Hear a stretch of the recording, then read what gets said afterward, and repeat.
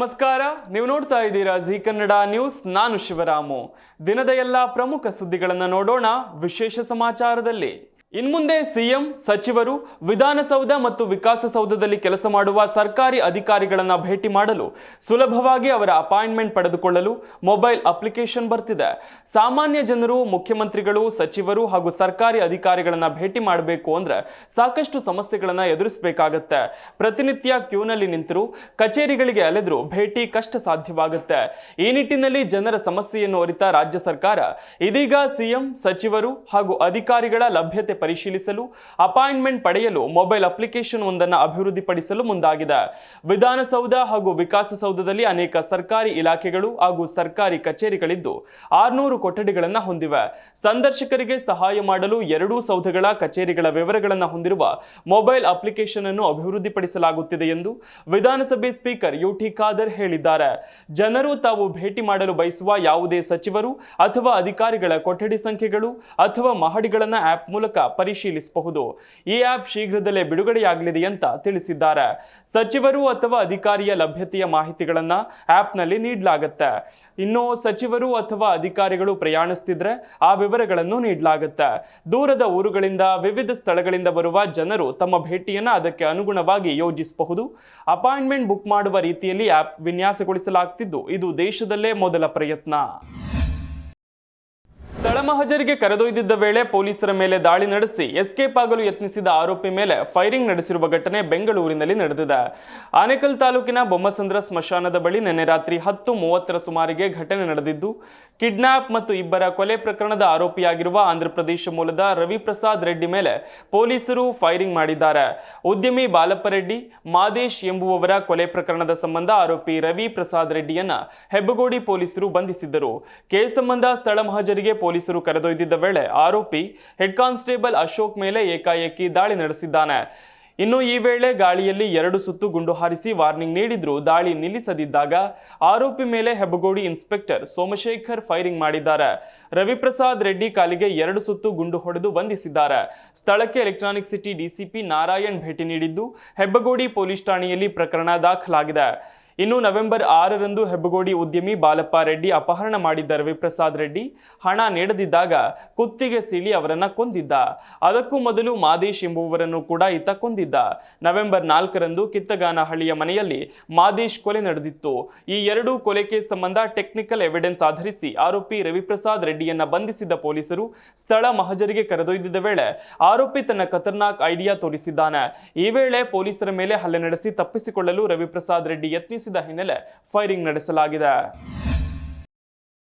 ಪರಪ್ಪನ ಅಗ್ರಹಾರ ಜೈಲಿನಲ್ಲಿ ಕೈದಿಗಳಿಗೆ ರಾಜಾತಿಥ್ಯ ಪ್ರಕರಣ ಸಂಬಂಧ ಪೊಲೀಸ್ ಅಧಿಕಾರಿಗಳ ವಿರುದ್ಧ ಗೃಹ ಸಚಿವ ಪರಮೇಶ್ವರ್ ಗರಂ ಆಗಿದ್ದಾರೆ. ಈ ಬಗ್ಗೆ ಪ್ರತಿಕ್ರಿಯಿಸಿರುವ ಅವರು, ಇಂಥದ್ದನ್ನೆಲ್ಲ ಸಹಿಸಿಕೊಳ್ಳಲು ಆಗಲ್ಲ. ತಪ್ಪಿತಸ್ಥರನ್ನ ಸಸ್ಪೆಂಡ್ ಮಾಡಿ ಕ್ರಮ ಕೈಗೊಳ್ಳಲಿದ್ದು, ಘಟನೆ ಸಂಬಂಧ ಎಡಿಜಿಪಿ ದಯಾನಂದ್ ಜೊತೆ ಮಾತನಾಡಿದ್ದೇನೆ. ಪ್ರಕರಣವನ್ನ ನಾನು ಗಂಭೀರವಾಗಿ ತೆಗೆದುಕೊಂಡಿದ್ದು ಪೊಲೀಸ್ ಅಧಿಕಾರಿಗಳ ಸಭೆ ಕರೆಯುತ್ತೇನೆ ಎಂದು ಗೃಹ ಸಚಿವರು ಹೇಳಿದ್ದಾರೆ. ಅಲ್ಲದೆ ಈ ಬಗ್ಗೆ ತನಿಖೆ ಮಾಡಿ ವರದಿ ಕೊಡಿ ಅಂತ ದಯಾನಂದ್ಗೆ ಹೇಳಿದ್ದೇನೆ. ಪೊಲೀಸ್ ವರದಿ ಸಮಾಧಾನ ತರದಿದ್ರೆ ಸಮಿತಿ ಮಾಡಿ ತನಿಖೆ ಮಾಡಲಾಗುತ್ತೆ. ಉಗ್ರ ಆಗ್ಲಿ ಯಾರೇ ಆಗ್ಲಿ ಜೈಲಿನಲ್ಲಿ ಕೈದಿಗಳಿಗೆ ಫೋನ್ ಕೊಡೋ ಹಾಗಿಲ್ಲ. ಹೀಗಿರುವಾಗ ಪದೇ ಪದೇ ಈ ರೀತಿ ಯಾಕಾಗ್ತಿದೆ ಅಂತ ಪ್ರಶ್ನಿಸಿದ್ದೇನೆ ಅಂತ ಅವರು ಹೇಳಿದ್ದಾರೆ. ಕೊಡಗು ಜಿಲ್ಲೆಯಲ್ಲಿ ಅರಣ್ಯ ಇಲಾಖೆಯ ವಿರುದ್ಧ ದೌರ್ಜನ್ಯದ ಆರೋಪ ಮತ್ತೆ ಕೇಳಿಬಂದಿದೆ. ರೈತರೊಬ್ಬರ ಏಲಕ್ಕಿ ತೋಟವನ್ನು ಅರಣ್ಯ ಇಲಾಖೆಯ ಸಿಬ್ಬಂದಿ ನಾಶಪಡಿಸಿದ ಪ್ರಕರಣ ಮಾಸುವ ಮುನ್ನವೇ ಅಂತಹುದೇ ಮತ್ತೊಂದು ಘಟನೆ ನಡೆದಿದೆ.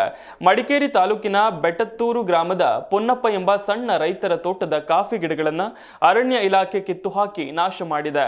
2011ರಲ್ಲಿ ಅರಣ್ಯ ಇಲಾಖೆಯ 2.25 ಎಕರೆಯನ್ನ ಈ ಕುಟುಂಬಕ್ಕೆ ಅದೇ ಭೂಮಿಯ ಹಕ್ಕುಪತ್ರ ನೀಡಿತ್ತು. ತಾವೇ ಹಕ್ಕುಪತ್ರ ಕೊಟ್ಟು ಮತ್ತೆ ತಾವೇ ತೋಟವನ್ನು ನಾಶಪಡಿಸಿರುವುದು ರೈತರ ಆಕ್ರೋಶಕ್ಕೆ ಕಾರಣವಾಗಿದೆ. ಕಳೆದ 2 ತಿಂಗಳಿನಿಂದ ಅರಣ್ಯ ಇಲಾಖೆಯ ವಿರುದ್ಧ ರೈತರು ಹೋರಾಟ ನಡೆಸುತ್ತಿದ್ರು.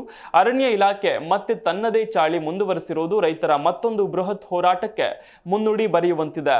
ಸದ್ಯ ಅರಣ್ಯ ಇಲಾಖೆ ಕಾಫಿ ತೋಟವನ್ನು ನಾಶಪಡಿಸಿದ ಸ್ಥಳಕ್ಕೆ ರೈತ ಹೋರಾಟ ಸಮಿತಿ ಭೇಟಿ ಮಾಡಿ ರೈತರಿಗೆ ಬೆಂಬಲ ಸೂಚಿಸಿದೆ. ಕಾಫಿ ಗಿಡಗಳನ್ನು ನಾಶ ಮಾಡಿದ ಅರಣ್ಯ ಇಲಾಖೆಯ ಅಧಿಕಾರಿ ಮತ್ತು ಸಿಬ್ಬಂದಿಗಳನ್ನು ತಕ್ಷಣವೇ ಸಸ್ಪೆಂಡ್ ಮಾಡುವಂತೆ ಆಗ್ರಹಿಸಿದೆ.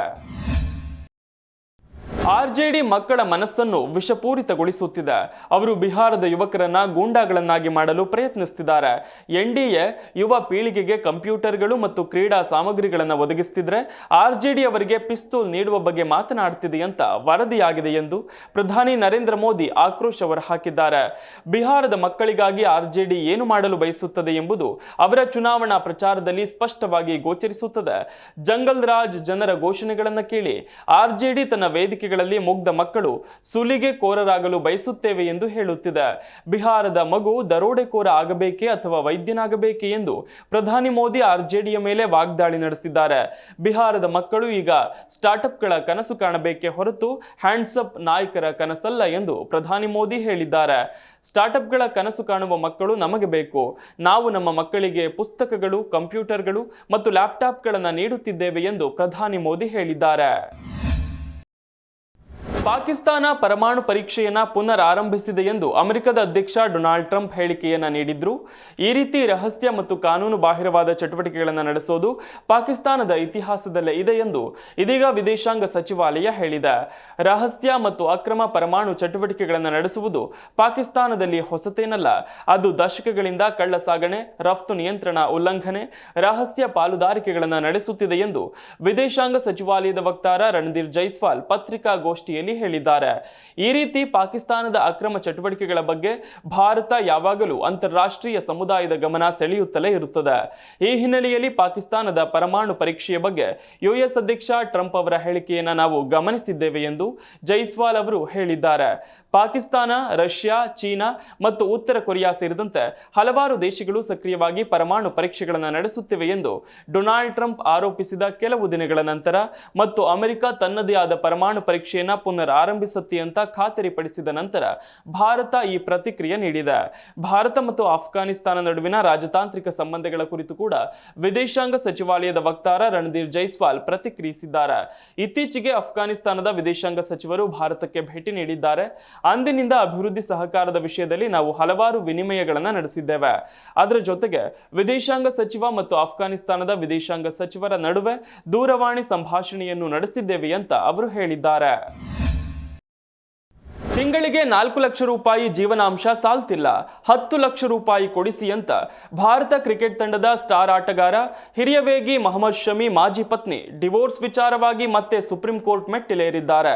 ಈಗಾಗಲೇ ಭಾರತ ತಂಡ ಸೇರ್ಪಡೆಗೆ ಮೊಹಮ್ಮದ್ ಶಮಿ ಹರಸಾಹಸ ಪಡ್ತಿದ್ರೆ, ಮತ್ತೊಂದೆಡೆ ಶಮಿ ಮಾಜಿ ಪತ್ನಿ ಹಸೀನ್ ಜಹಾನ್ ಜೀವನಾಂಶ ಹೆಚ್ಚಿಸುವಂತೆ ಸುಪ್ರೀಂ ಕೋರ್ಟ್ಗೆ ಮೇಲ್ಮನವಿ ಸಲ್ಲಿಸಿದ್ದು, ತನ್ನ ಜೀವನಾಂಶವನ್ನ ತಿಂಗಳಿಗೆ 10 ಲಕ್ಷಕ್ಕೆ ಹೆಚ್ಚಿಸಬೇಕು ಅಂತ ಮನವಿ ಮಾಡಿದ್ದಾರೆ. ಜೀವನ ನಿರ್ವಹಣೆಗೆ ತಿಂಗಳಿಗೆ ಬರೀ 4 ಲಕ್ಷ ರೂಪಾಯಿ ಸಾಕಾಗ್ತಿಲ್ಲ, ನನಗೆ ತಿಂಗಳಿಗೆ 7 ಲಕ್ಷ ರೂಪಾಯಿ ಖರ್ಚಾಗತ್ತೆ, ಇನ್ನು ಮಗಳಿಗೆ ತಿಂಗಳಿಗೆ 3 ಲಕ್ಷ ಮೀಸಲಿರಿಸಬೇಕು.